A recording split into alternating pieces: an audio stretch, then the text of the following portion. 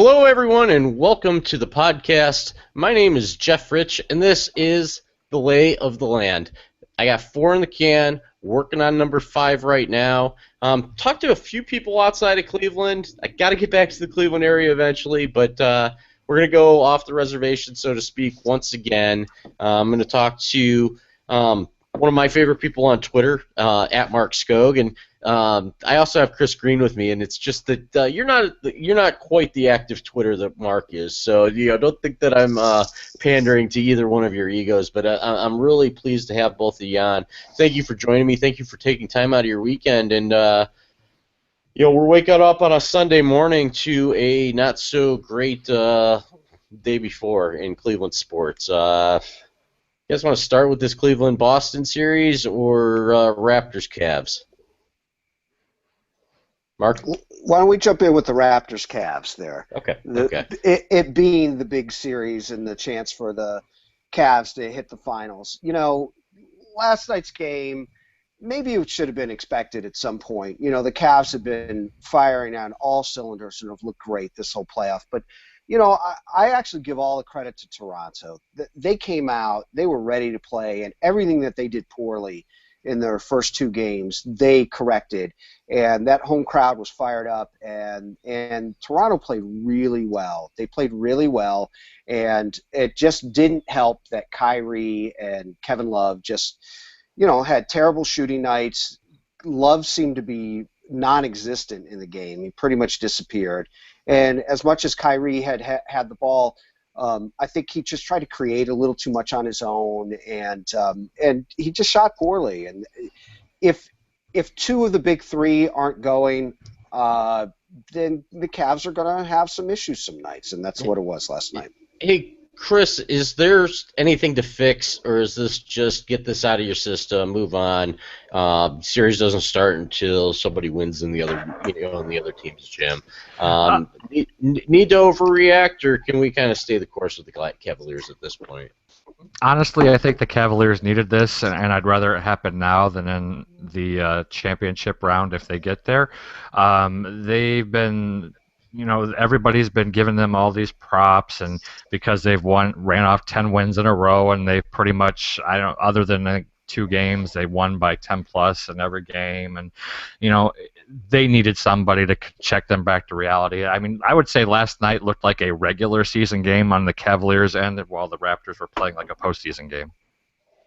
That's an interesting way to look at it.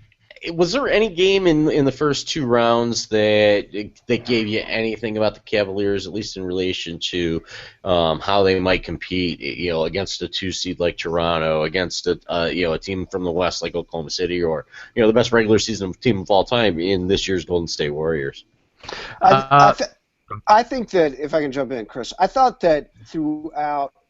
There's been a question, a narrative on there, well, the Cavs haven't really faced adversity. But I think within some of those games against Detroit and even the 2 games down in Atlanta, the Cavs made nice adjustments in those games. They came out with nice game plans. They adjusted during them.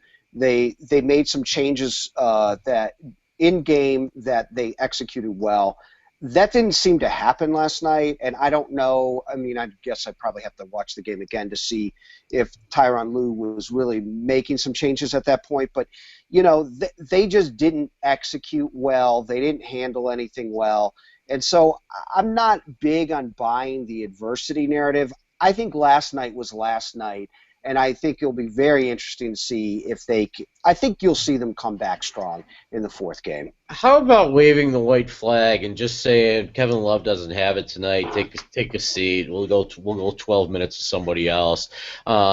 Is that just going to be how we treat Kevin Love going forward? Obviously, he let Kyrie play through it a little bit. Not that it made a difference, but when Kevin Love is off, he's really, really off, and they just seem to want to shut him down in those situations, Chris.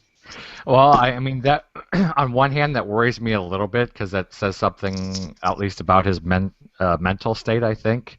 But I mean, he's been playing so well since the playoffs started. I mean, obviously there's been all these discussions for the last 2 years about how he fits with this team and all that. But even on most nights when he's struggled, he usually brings it rebounding wise.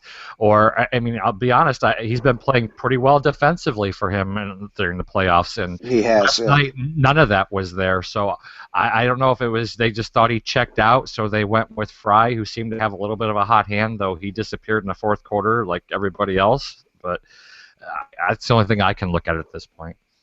Is a fair summation to say that this was not the end of the world. It was a significant loss, but and it will become more significant if they can't win Game 4. But everybody seems to have the glass 3/4 full with the Cavaliers, and they're probably still looking at Cavs in 5. If it's Cavs in 6, it maybe gets a little bit hairy.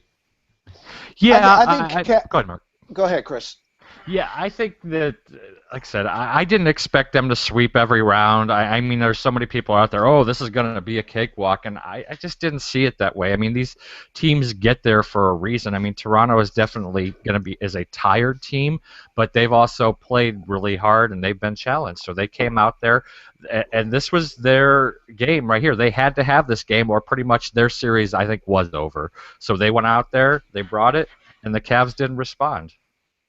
Yeah, well, and they bounced back from losses too. I think when LeBron hits that corner, that corner triple to end the game in Game 4 in the second round against Chicago a year ago, that they really turned it on from there. They really had to go out and get that one, and I think that it gave them a good mentality. Even playing without Love after the first round, even playing most of the finals without Irving, that they learned to adjust and they learned to be a good team around them. And at the end, they just didn't have the bullets to take down Golden State. Mark? Yeah, when you've got Kyrie shooting 3 of 19 last night, Kevin Love was 1 of 9. I mean, that stuff's just not going to get it done. And so those guys got to play better. I think they will play better in the next game, and especially if you're talking about moving on through. And I think they'll close out the series in 5. But going forward against whoever they have, like I said, they need all 3 of those guys kind of clicking well. And I think that against someone like Golden State, you need those 3 guys clicking well, and you need a fourth, be it JR, be it Fry, be it Delly. You need one of those other guys to really step up and play at a high level for them to continue on. But, it's going to be – look, I'm feeling confident. I don't think it's just a homer thing that they're going to make it on through, all right. And then I think whoever they're going to match up against in the finals, it's going to be a hell of a series. I think it's going to be a lot of fun. If you can block the Cleveland out of your head, and you can block all the things that we trudge up memories with, via documentary or Sports Center mention or whatever, I think that you move past that. If you can move past that, I think that you got to feel pretty good about the Cavaliers, not just in this series, but potentially in the next one as well. Yeah, absolutely. I mean, they've been playing terrific basketball during the playoffs. It's 2 different teams from one we saw during the regular season and one we've seen in the playoffs. If the team that we've seen during the playoffs goes into that last round, they can absolutely win this whole thing. If the team that shows up last night, not so much. Anything more on the Cavs, Mark, before we talk about this interesting 2016 Cleveland Indians season? No, I don't think there's too much more to add. I think when do they play? Monday night? I think that's going to be a really telling game. I'm very curious to see how their mental approach and how they bounce back. And I have a lot of confidence that they will. But yeah, that's about all I have on it. Let's lean on our baseball guy, Chris Green. Just a thesis on where the Indians are, what they were supposed to be, what you think they're going to be. Where are you at with these Indians? They are what they are. They're a team that has a pretty good pitching staff and not enough hitting. I just think that I think it doesn't add up. I just think that they can't put the elements of their game all together. And I don't know who's responsible. I don't know if it's the build of the team. It seems like the farm system's improved, and that's a result that we're going to see over time that we might not see. We might not see it at all this year unless you include the likes of Lindor, because Naquin kind of seems to be what he is. I don't want to put the Laporta comparison out there with him yet, but I see Twitter amiss with Rajai Davis in the lineup, and his ceiling, even at his age, is more than I think that we're going to see out of Tyler Naquin, at least this year and possibly next. I mean, I just don't think that he really makes it in to be that place filler for the next big center fielder, whether it is Frazier or Zimmer. Why? Let me ask you this: what? So, I guess the thing that confuses me with Naquin is, I mean, the guy's hit pretty much in almost every game he's been in this year, which is I don't see with some of these other players. So I know he's not a superstar or anything like that, but considering the lack of offense other than the Red Series they've had, why would you not have somebody on this team that's hitting 300 and getting on base? Because chicks dig the long ball. I don't know. I like the things that Rajai Davis does. No, I'm not saying take Rajai Davis out of it. And I guess my bigger question is here don't you want Naquin to get the at bats in Columbus? Yeah, I want Naquin playing every day in center field, and I either want Chisenhall out of there or put Rajai Davis in left field and take the bats away from Uribe, who's 40 years old and is lucky to get a couple of hits a week. Here. You got anything on that, Mark? No, I think I'm more in Chris's camp on that. I mean, I think we know what Chisenhall is at this point, and he's played a decent right field, but he just is not. Like, I just don't ever trust him as a hitter, and I don't think that we're going to see much more out of him. And I like the idea of playing the kid, playing Naquin, give him some at bats. I don't know. Terry Francona seems to really like to lean on some of the vets. I don't know what he's seen in Uribe. I don't know. I just don't know what that is. I can't get a feel for it. On what he's thinking on that. I just don't see how Urshela is the worst option. It's not like you're worried about the service clock on a guy like Giovanni Urshela, but no, you're not. And he had a rough spring, and he hasn't exactly been killing it in the bus leagues either. So, but he's got to be a better option than Uribe. They have Jose Ramirez, who Francona seems to want to play every day anyway. So, I mean, if he's going to play him every day, why not just leave him at third base? That was my thought too. That seems like a good option to me, to be quite honest with you guys. Because he's playing left field every day right now. But I mean, that's you don't have to think about that long term, because you're going to get Brantley back at some point this season. I guess that's kind of the underlying theme to how the scope that we should view these Indians through. Whether you should really mitigate some of the losses as long as they're hovering around or above 500, just due to the injuries. I know that Carrasco's an every fifth day guy, but if you got to throw Cody Anderson or I mean, who knows what we have in Clevenger just yet. But it wears on your bullpen too. So it's not just a guy that pitches every fifth day. It's a guy that doesn't pitch every fifth day. And how much more are you going to stretch your bullpen by throwing a starter out there that it just isn't going to be Carlos Carrasco?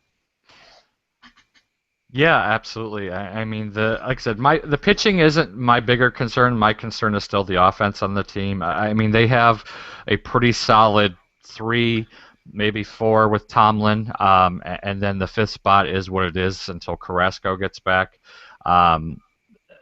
It's just the hitting's what still worries me. I think the pitching will keep them in games, but unless they can score more than 3.5 runs a game, they're never going to go anywhere. Mark, I've got a question for you guys. What do we make out of Yan Gomes? What is he at this point? Do we know? Do we have a feel for him? I mean, because I think I expected so much more out of him based on his performance. Was that 2 years ago?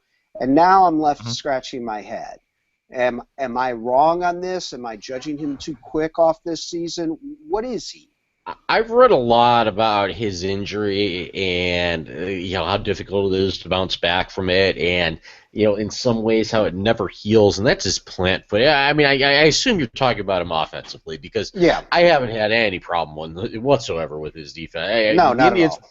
Indians are actually pretty blessed defensively, and I think that's a Tito thing, and also a Callaway thing to have those good receivers that play complete defensive games. But as far as him hitting, I mean, he seemed to have a good spring. He seemed to hit when the pressure was off. So I don't know if he's just having a hard time getting back into the game mentally after having such a rough year last year. Kind of goes back to that Houston series with Lindor. I mean, there was no question he was pressing because he's going up against Carlos Correa from the Astros.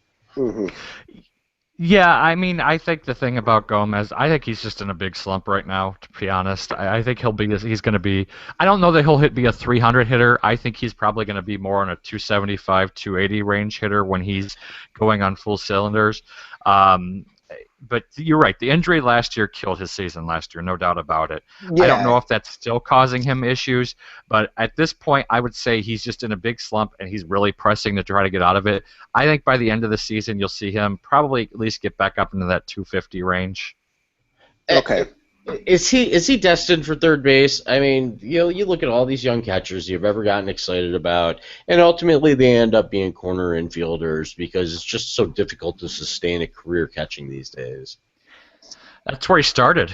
He was an infielder at first, and he moved to catcher. So I don't know that I see him going back. But I mean, anything can happen. I mean, you're right. You talk about catchers like Posey and Biggio, just to name two of the big ones that have made the switch. Well, Posey's still catching, or Joe Mauer even, who's now playing first base. So it's definitely possible, but I don't know that he's there with the bat wise to justify that at this point. Yeah, but where what has our corner bats been the last like 5-6 years? I mean, that's one of the killer things in looking at this team. I mean, you would love to see a guy who can really rake playing third or first, but man, that just really hasn't happened for us. They've tried it every which way. I mean, Carlos Santana is the problem. Yeah, they've tried it every which way, and I mean, this is my ultimate problem. What gets so frustrating with this team is that you see glimpses of real promise. You look at that pitching staff, and you're like, okay, man, this is something that they can do, and then you feel like they put together a lineup that's just either a rinky-dink lineup or it's always full of ifs. If this guy can do that, if this guy can do this, and I just feel like you're trying to thread a needle blindfolded to make this lineup work on a day-to-day basis. It doesn't mean I don't enjoy watching the games and getting encouraged by certain things, but man, you'd love to have this team have a much more reliable bats in various places on it, and I just don't know why they can't seem to pull it off. It's their general free agency strategy, especially since they got. I mean, it's something they've always done since Shapiro took over, and I mean I think because of what happened with Swisher and Bourne a couple of years ago, this is just going to continue. Is their old catch lightning in a bottle theory is how they play to free agency. So they get these guys who are towards the end of their careers who at some point have done something. Or a guy like Scott Kazmir. Yeah. Who have done something, and then they throw a little bit of money at him to get him in here and hope that they can capitalize on it. And unfortunately, it's just a strategy that more times than not you're going to boom or you're going to bust as opposed to boom. Can you guys say anything good about the bullpen in the present tense? Man. I guess that hesitation, man, may say it. I mean, I think their bullpen is solid. I don't think they have a strong lefty reliever in there right now. I don't have any issue with I mean, I know everybody seems to hate on Shaw, but I think he's been solid. I think their biggest problem, in all honesty, as far as Shaw and oh gosh, I can't think. What's the closer? Manship? No, Cody.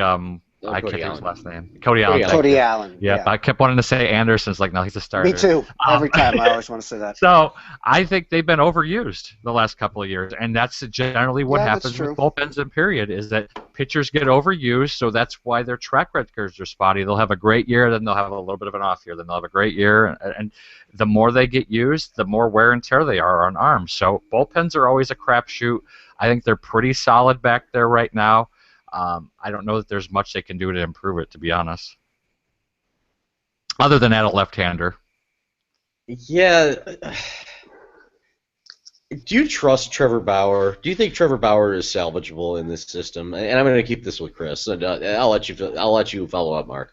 Trevor Bauer's worst enemy is Trevor Bauer. If he ever stops overthinking everything and actually just goes out and throws, he'd be great. Problem is he always lets his head get in the way. $1 million arm, 10-set head, Mark? Yeah, that's exactly what I was thinking. I mean, he could I mean, you can see the potential. You can see why he's so tempting for you. But then he does seem to have these meltdown moments, and you know, I think he's an interesting guy because here you have this guy coming out of where I can't remember, Jeff. You might remember. Was UCLA. it like UCLA, right? Mm-hmm. And so, by all accounts, he's really bright, you know, and he's very interested in the mechanics of what he does, and he thinks through a lot of stuff, and I think that is why, you know, there is a tendency for people to say, well, he's overthinking, which is what Chris said. But I think Chris is onto something with it, is that, you know, he is too much in his head.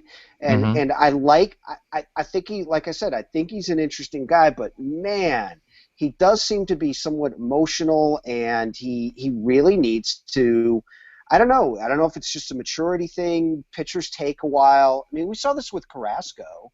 I mean, he was around, you know, he was pitching at a relatively young age in the majors, and he was getting lit up at various points, bounced from the bullpen to a starter, and it just took him a while to develop. But once he hit that maturity, you know, Carrasco really gave you some good stuff. I hope Bauer can get there. He surprised me. I thought he was destined for that closer role, and I think Me too. I think he would be fantastic in that role. I don't think that he's a guy that it makes a difference whether he throws, you know, 2 innings every 3 days or 7 innings every 5th day. I think that he's just built to pitch and miss bats. I mean, I think that and Chris, I was actually going to ask you, who do you think is the best starter in the rotation? Because I think when healthy, it's got to be Carrasco, and that's not to disrespect Corey Kluber. I want to get into this with you guys too. Is that I made the mistake of staying on Twitter a little too late into an Indians game, and it's just, oh man, the snap judgment. But the question stands: best pitcher in the rotation, in your opinion, Chris, and then throw it to Mark. Carrasco has the best stuff in the rotation, bar none. I mean, and Mark can verify this too, but I was the one demanding that he be put in the bullpen before last season. I didn't think he had any business in the starting rotation after having watched him pretty much be a batting practice pitcher for the previous 3 seasons. And that moving to the bullpen was the best thing that ever happened to him. He was a completely different pitcher after going to the bullpen. Do you think that was like kind of the same strategy that they were trying with Bauer to start off the year? Yes. I think they were trying to change up what he's doing, and you know he had to be forced to do things differently because he couldn't do his long toss routines and everything when he's out in the bullpen. They were just trying to mix it up for him and see if something would click back there, and he just the problem with Bauer is he just, like I said, we talked about overthinking everything. He just analyzes everything, and you know he can throw the fastball by somebody on one pitch, and he's like, well, they're going to hit it the next time, so I'm going to get tricky with them, and I'll throw a changeup, and then they hit a home run off of him, rather than just trusting his stuff. Yeah. No, I mean, it's hard to argue that point. I mean, it may seem like the obvious point, but I think sometimes the obvious points are right. I think he's just really struggling. He's stubborn. He's just stubborn in what he does, and like you said, like Jeff is saying, that's a maturity thing too. And we got to look at it too. He's still, I think, 23. So even though he's been around in the big leagues for parts, I think 4 seasons now, he's still only 23 years old. That's something to consider. Hey, Mark, did you know that when you give up an early inning home run to a guy that could be the MVP of the American League, like Jackie Bradley Jr., that it makes it nullifies and voids your ace status if you're Corey Kluber? Are you, Jeff? Man, you cannot get into these battles on Twitter. If there's one, I mean, and I make this from a Twitter warrior at points. You gotta. There's. I think if there's one thing that I'm starting to do better is to walk away from some of these responses. You just shake your head and you leave it be. Woo. Other than my busy schedule, there is a reason that I'm not on Twitter nearly as much as I used to be anymore.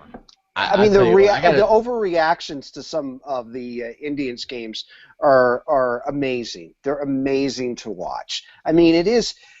Look, I've always struggled a bit with, it's 162 games, so you have to have a slightly different mentality as a fan to some of this. It's a little bit like the NBA regular season. Mm-hmm. You can't – people were panicking about the Cavs in December.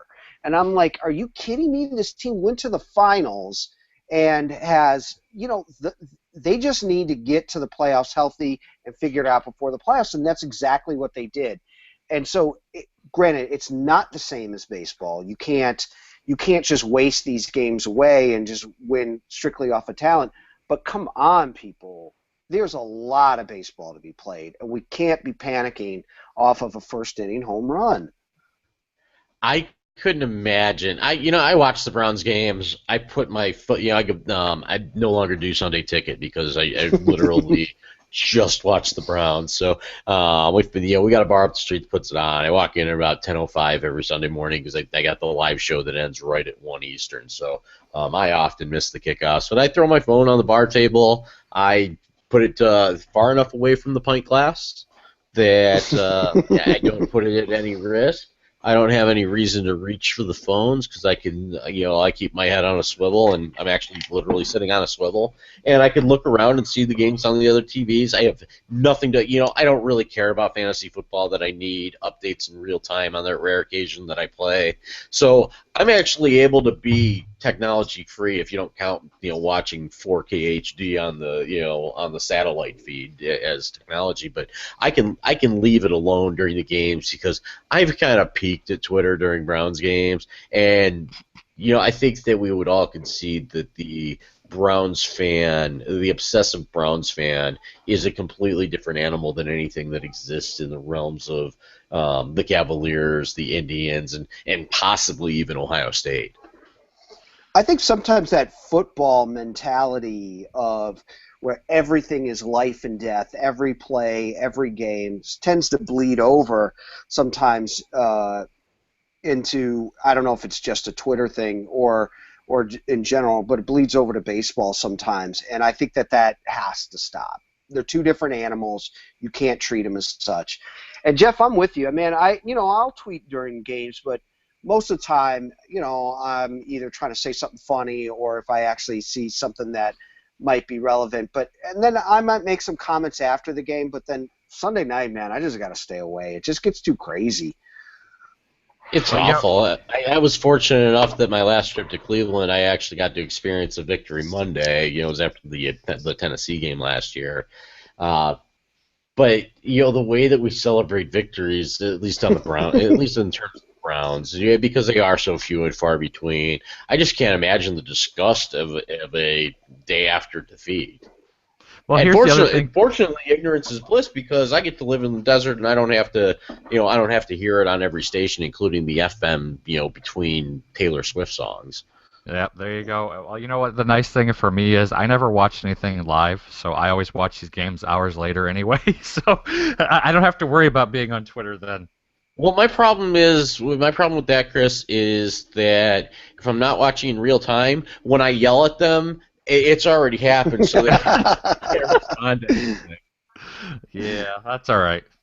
What's let me kind of shift gears here. What's unless you guys want to get a parting shot on the Indians? Yeah, I would say that unless something changes with the offense, I think they're going to be in the race. I just don't know if they have enough to get over the hump. All right, and Mark, do you have anything on the Tribe? No, Chris summed it up well. I think that's a good my view of it as well. Okay, let me ask you this. I'll start with Mark on this one. Is void of rooting interest, and I know you go in college football, you do root for the Tennessee Volunteers, it's just fine.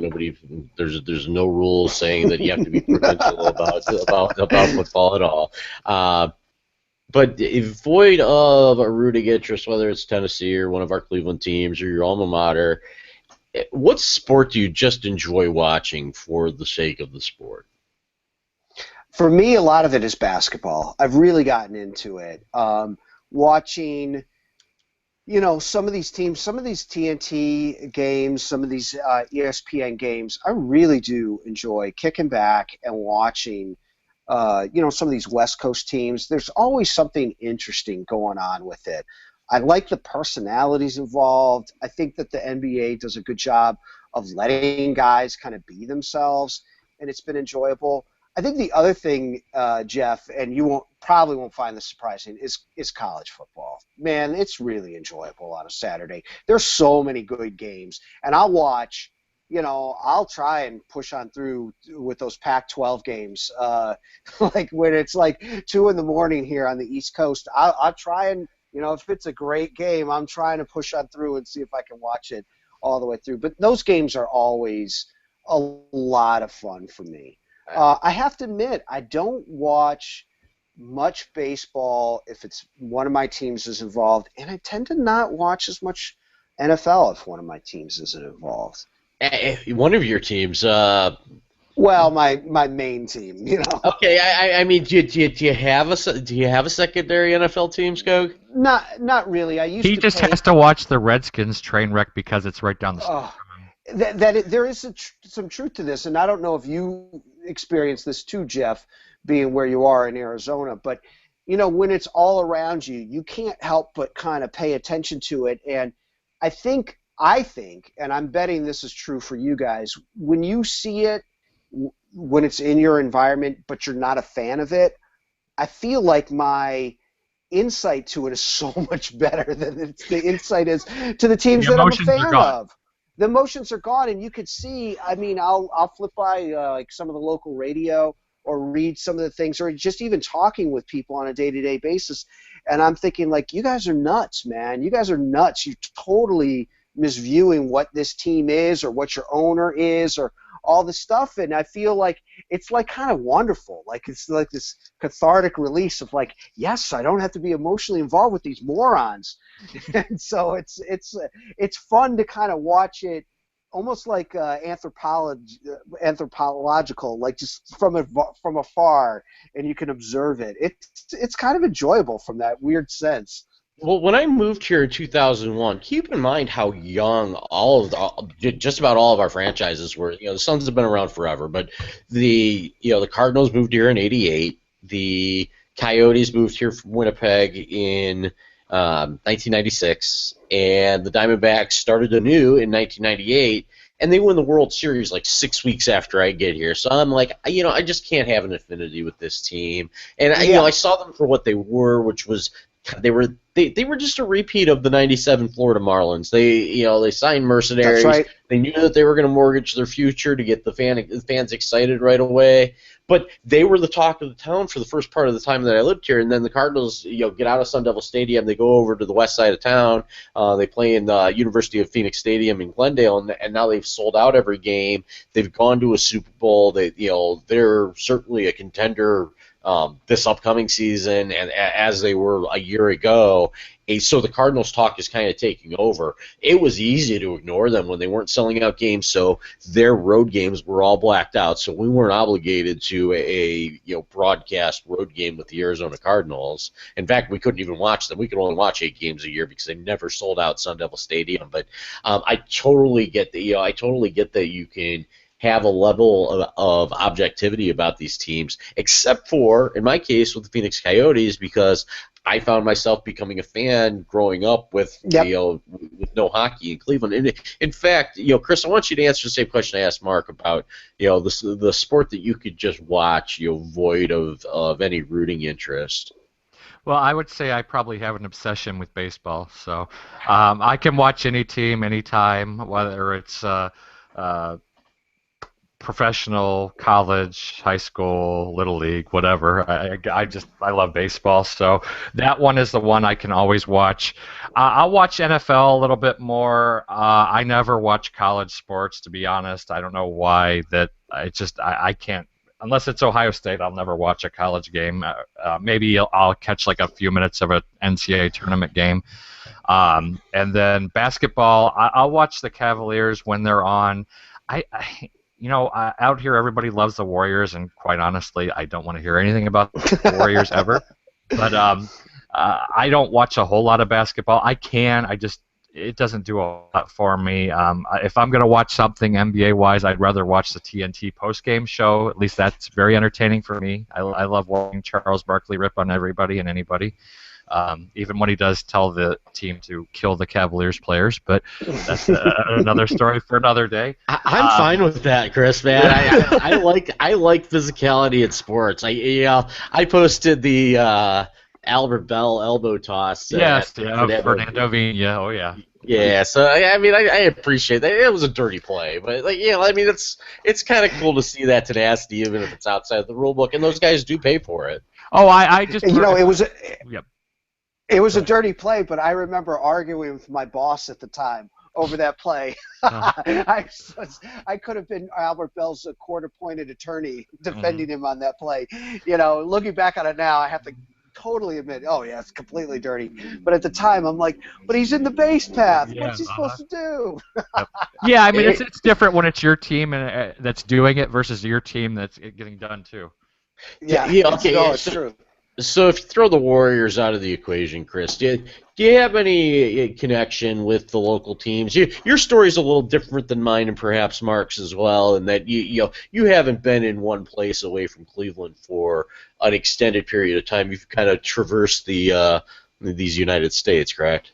Well, yeah, I spent 5 years in Chicago before I came out here, and I've been out here for 8 years now, so I've been making my way west. But, when I was in Chicago, I have an affinity for the Cubs. Some of that's actually gone back to when I was a kid. They were one of the few teams you could actually watch all the time because they were on national broadcast. So when I was a kid, I watched the Indians, but I also watched the Cubs, I watched the Braves, and I watched the Mets because they were on in Cleveland. Those superstations were awesome. It's a real shame that WGN has gone so corporate that they created that WGN America station. My wife's from Chicago. She used to love watching the 9 o'clock news in Chicago just to kind of keep tabs on what was going on back home. And now we get reruns of Friends or whatever syndicated show in those spots, and I really miss it. I missed the Braves being on at 5 after the hour when that was such a unique thing. Yeah, that was really weird. Yeah. The Cubs were usually on during the day, and you got Harry Carey. Harry Carey, oh yeah, loved listening to Harry Carey and his drunk self. and the Mets, at least, Chris, you and I are the same age. Skoke is not, but he's not that much older. But, and I give him crap about this all the time. Age shaming Skoke is it's almost like a Twitter. It's a universal thing. Yeah, it's a universal thing to shame him. He deserves it, though. I do deserve it. I'll take it.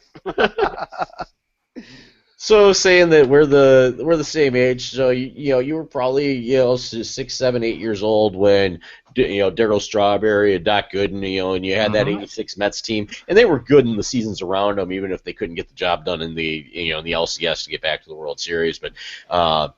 So you had a really good team in the Mets, you had a really fun team in the Cubs, and then you had a team that was a real shitty team with the Indians. Yes, I got it. Well, you know what? There were more Braves. I really think that there were more Braves. The Braves were terrible too. Than Indians games before Sports Channel came along. When you had to wait for WUAB, and you got like 60 games a year. You got 60 out of 162. Yep. And most of those were probably road games. Yeah. No, that was before Fox Sports and Sports Channel.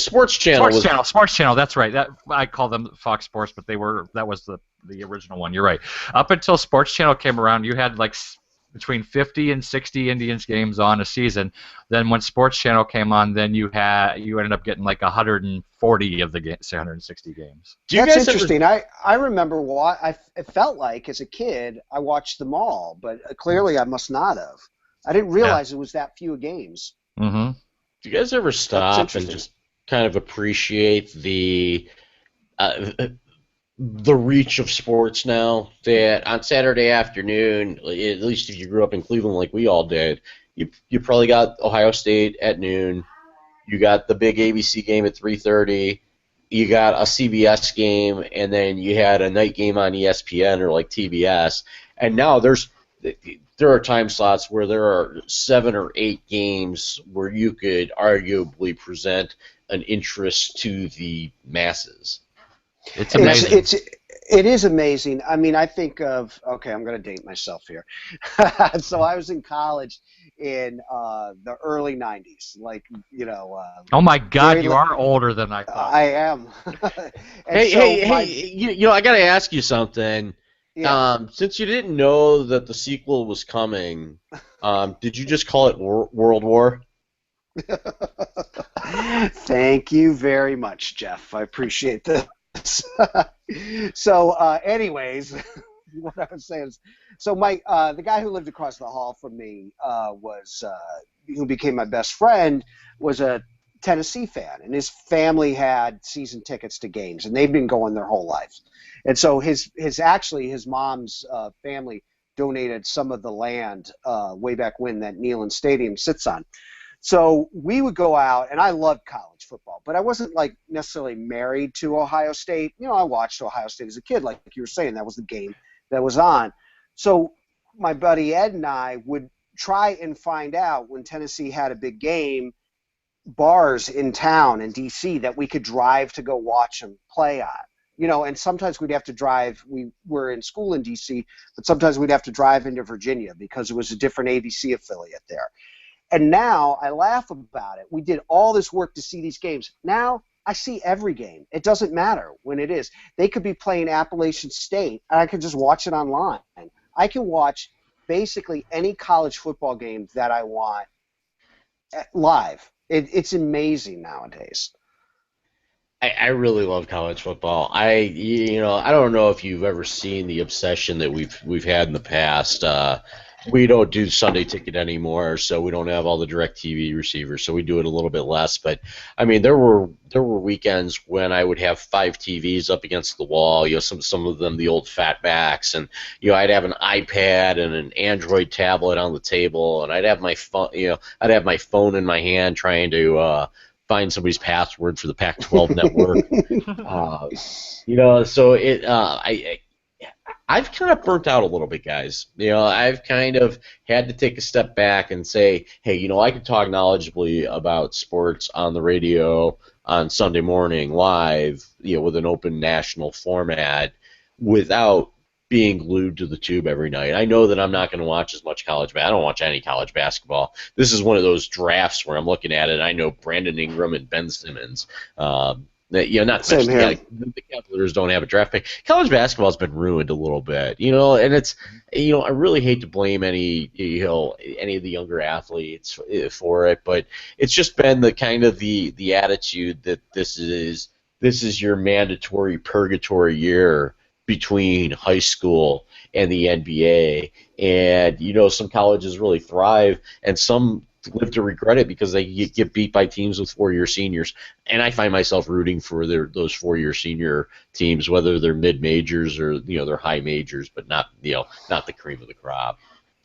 The quality of college basketball just isn't the same even, and there is an entertainment factor that's at play here where you don't have these guys who are sticking around for a number of years that right? Like I remember everybody.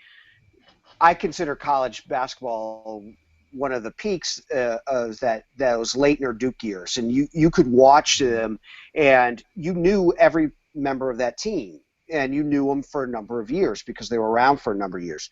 Okay, take that aspect and let's set it aside of your knowledge of it. Just simply the quality of play that they put on the court isn't the same, and I think it's because you are relying on so many younger guys and these younger guys are coming up. And here's the dichotomy of it to me. I think it's weird.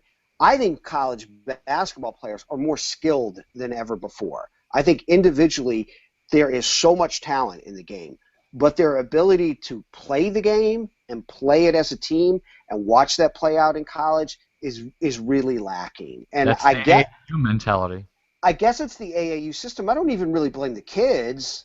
Mm-mm. It's the structure in which they play. Winning the games aren't, I don't think, as important as it is showing off your skills and showing off your talents in it. And you hear that all the time. You hear that all the time. Guys are talented. Guys are talented. But, man, putting it together in a winning format, I just don't know what – I don't have the answers for it. That's all – I don't know what the solution is. But that's just my observation from it. I think there's two ways you can go with that. I think they either have to do one of two things. They either abolish the one-and-done rule and they make it you either don't have to go or you have to – if you go, you have to go for 3 years. Yeah, I think that's fair. One of the problems that I have is the media's coverage of these young people.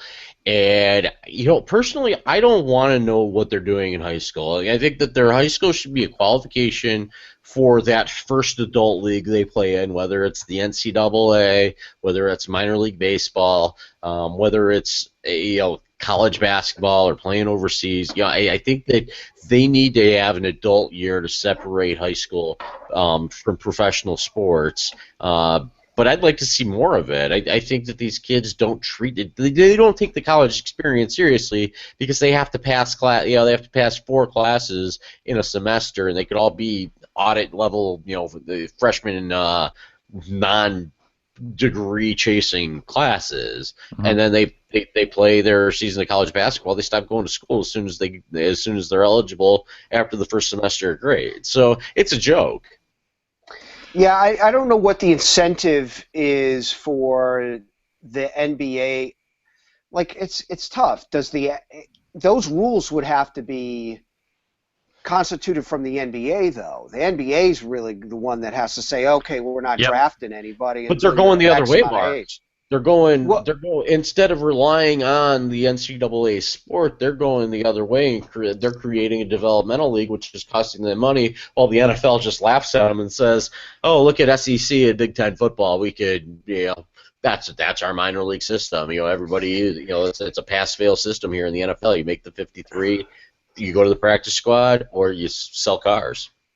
What's interesting is that I tend to almost always fall as someone who supporting the players, be they in the pros or in college, with their ability to have the most choices that they can. Because I tend to think that the system's a bit rigged against them. And so with that, coming from that approach, I think the guys should be able to turn pro kind of whenever, or at least have the option of it. See, there's something attractive about how baseball does it. Like, hey, you can sign a contract. System. You can sign the contract to go pro, or you can play baseball in college, and then you have to stay X amount of years. That at least feels like, okay, you're giving the guy the choice. See, Mark, here's the thing I have against whenever.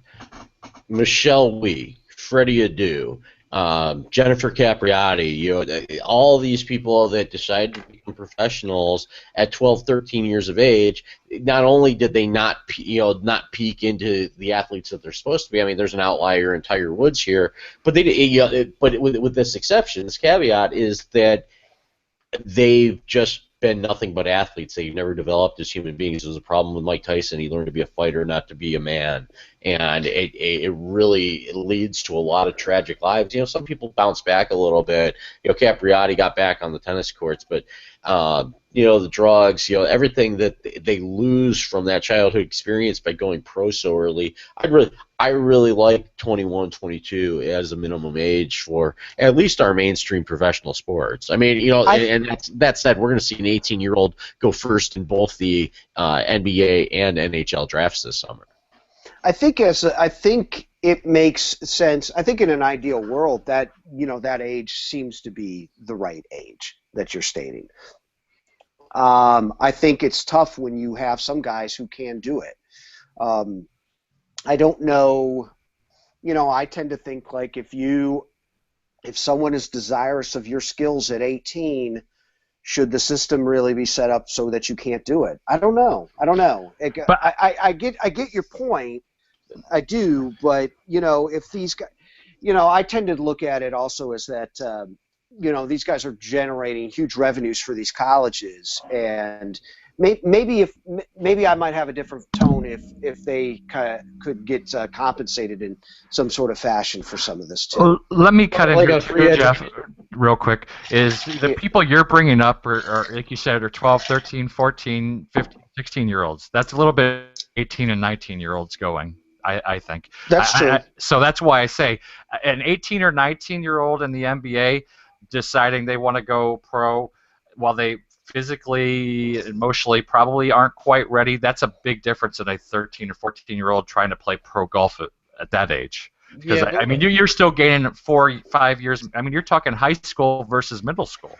Look at the 1999 NBA draft. Don't do it now, but do it at some point, and look at all of these straight to high school kids that either went undrafted or they got drafted. A guy like Leon Smith goes to the Mavericks, has a falling out on day one with Don Nelson, and he has no college option because he chose the professional route. And I think that that's really unfortunate. Even going back to Kevin Garnett, who was the first one since Moses Malone to be drafted out of high school, wasn't it that same draft that Jermaine O'Neal got drafted straight out of high school? And there was a third player that skipped college and declared. And he went unpicked, and I think according to his high school coach, he was only recruited by by mid majors. There was no big offer. I mean, the college coaches weren't banging down the door to get this kid, and he tries to go straight to the NBA. He could have had at the very least a good college education, if not a good college basketball career. And I think that that's just sad. And I think it is set up by playing club hockey, by playing AAU baseball, basketball, that you lose your sense of community. You don't especially in hockey, like high school hockey is completely pointless versus the way that the weight is put on these club teams and these traveling teams. And I think that it costs your kids. And full disclosure, I'm the non-parent here. Chris and Mark are both proud fathers, but I just get this feeling that we're taking these childhoods away, and when we do the hat ritual on ESPNU to learn where these kids are going to college, or during these All-American All-Star games, which should be fun for these kids and not business-like, it really breaks my heart, and it says, don't hurry up to be a grandstanding prima donna. Not that they all are, but don't prepare yourself to be that. The knock on Maurice Clarett was that he was referred to or compared to Jim Brown since the 8th grade, and he never really had a chance to learn humility and be humble until it was too late, and it ruined a golden opportunity in his life. And there were other circumstances, so I'm not putting all the weight on that, but I just think that these kids, I think that it's remarkable that LeBron James has turned out to be as good as he is. But it's so funny you said that, Jeff, about LeBron, because the whole time you're saying that, I'm thinking that we probably don't appreciate enough what an outlier LeBron is. And it checks all of those boxes. Yep. I'd be proud of LeBron regardless of whether he was a Cavalier or not. I let my feelings get in the way during the Miami time, and Who did? So and I think that that's exactly right. Whether the national narrative wants to knock us for that or not, I think it's justified. I thought Dan Gilbert's letter was justified in the moment. It looks sillier and sillier going back to it, and now that it's immaterial, you could say, yeah, that was a doofus move. But you get emotional about these things, but you don't always have to. But LeBron's he's a remarkable human being. Once in a lifetime talent. Once in a lifetime talent, and he doesn't do anything. He doesn't. Well, that's do what I mean. I guess once in a lifetime person, I should say, with that. Well, with the talent and the off-field stuff, because I mean, really. You never hear about him getting in trouble. Everything that comes out is more his personality type stuff. Well, he's arrogant. He's whatever. That's a lot better than him getting drinking at nightclubs, getting drunk like a former quarterback we're all well aware of. Yeah, speaking of the Browns, is there any ambassador for goodwill? And I mean, we saw the Cam Irving story, which is awesome. He takes a special needs girl to her prom. Regardless if he gets knocked around trying to play, trying to be the fish out of water playing guard, or he's the stud center, I'm always going to have a lot of respect for him. I think that Joe Thomas has done nothing wrong. I think that Joe Hayden has a little fun, but he's young. But I think that he's been good for the city, and I think that the Browns need more and more of that. I would hope that as long as Robert Griffin III actually accomplishes the feat of beating out Josh McCown, Austin Davis, and Connor Shaw for the starting job, I think that Cody Kessler. He could. Yeah, there's. You ever see just one of the stupidest things said, and it just makes you laugh and laugh and laugh. My buddy out here, Joe Koblitz, puts it out there on Twitter. He's not a big Browns guy. He's a primary baseball, if not Indians guy. And what did he say about Kessler? He said that he did that one run in so few parsecs that they named it after him. And, it's the Kessel run from A New Hope, but it was. It's one of those geek references that the pop culture, the mainstream, just seem to latch themselves onto. Right along with Admiral Akbar's, it's a trap. Well, let me ask you, Jeff. Since we brought up Kessler in a way, I'm assuming you've watched a lot more of him than I have, given where he played college at. What was your assessment of him? What did you think of him as a third-round pick? What do you think that he's capable of?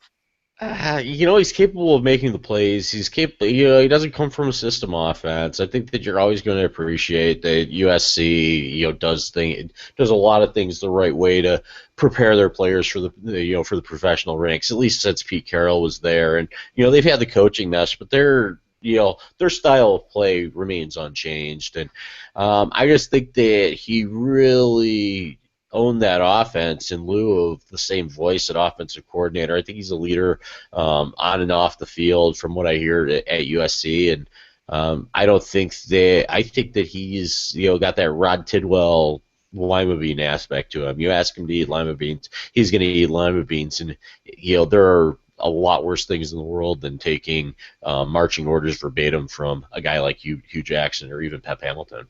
Mm-hmm. No, that's a good point.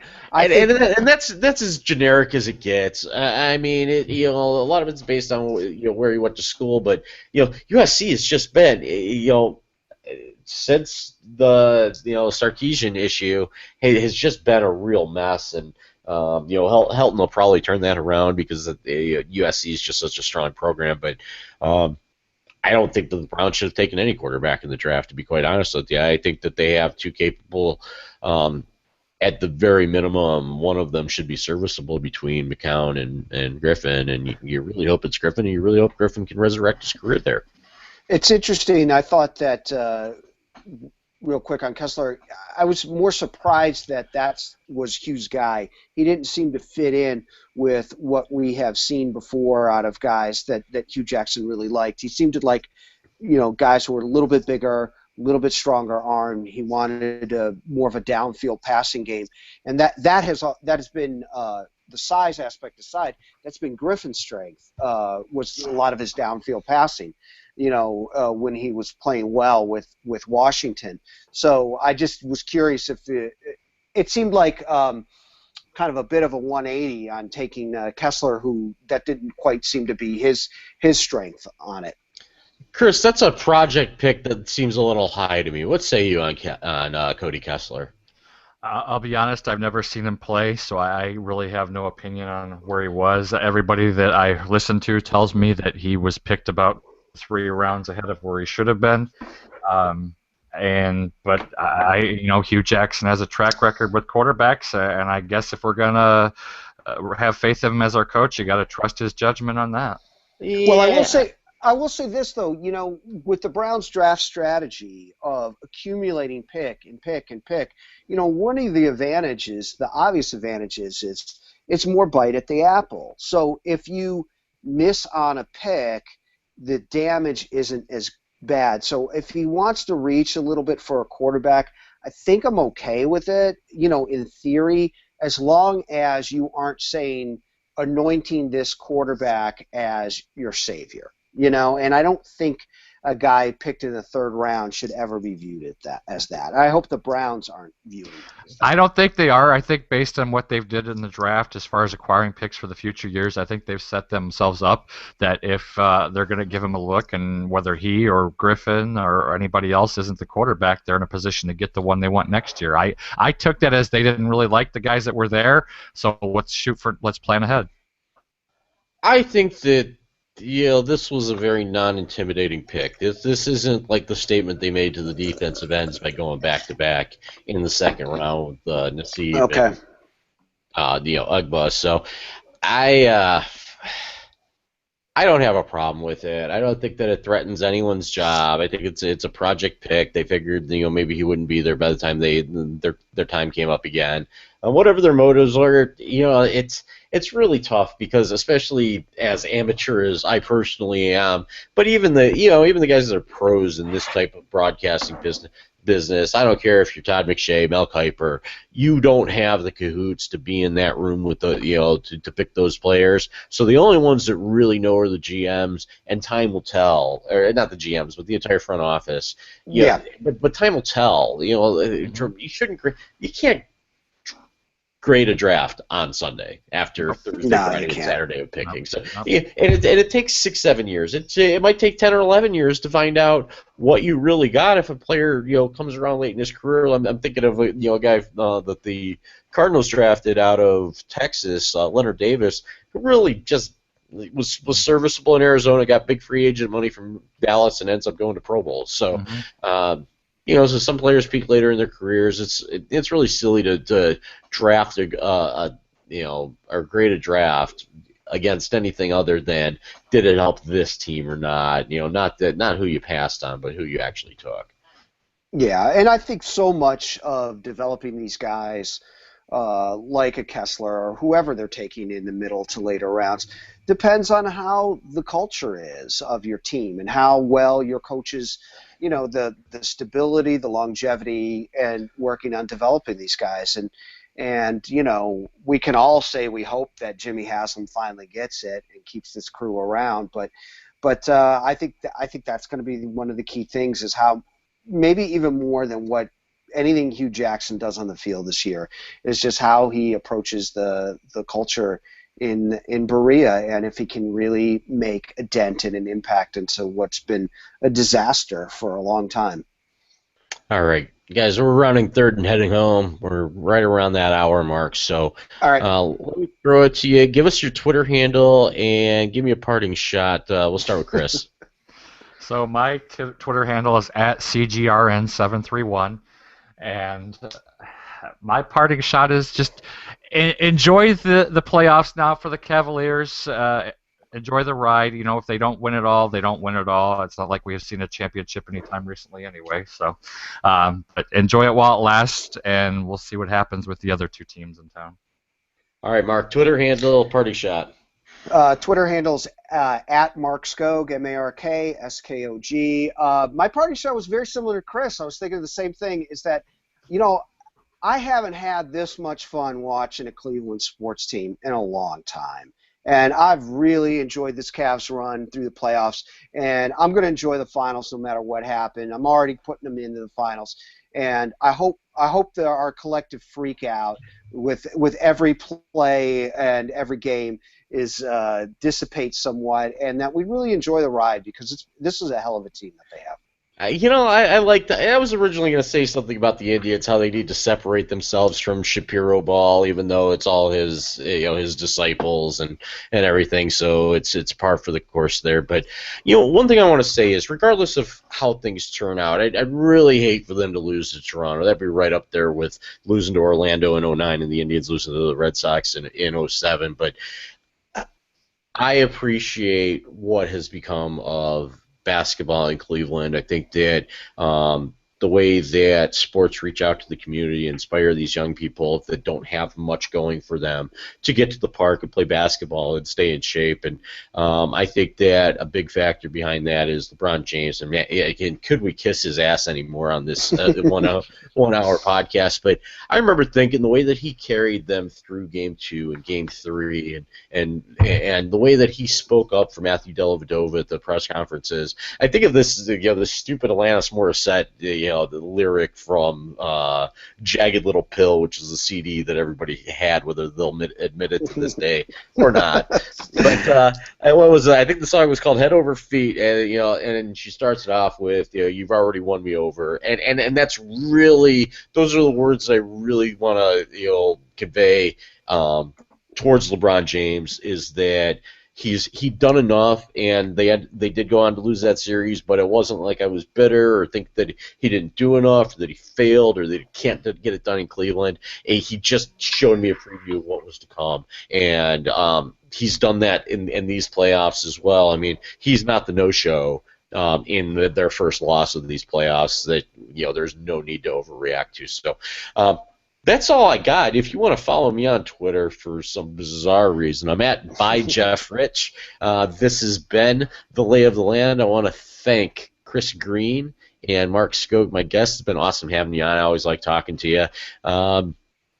That's it for now. I don't know if I'm going to do a holiday show next week. It depends on my potential guest schedule. But until then, I'm just a swing and a long drive away.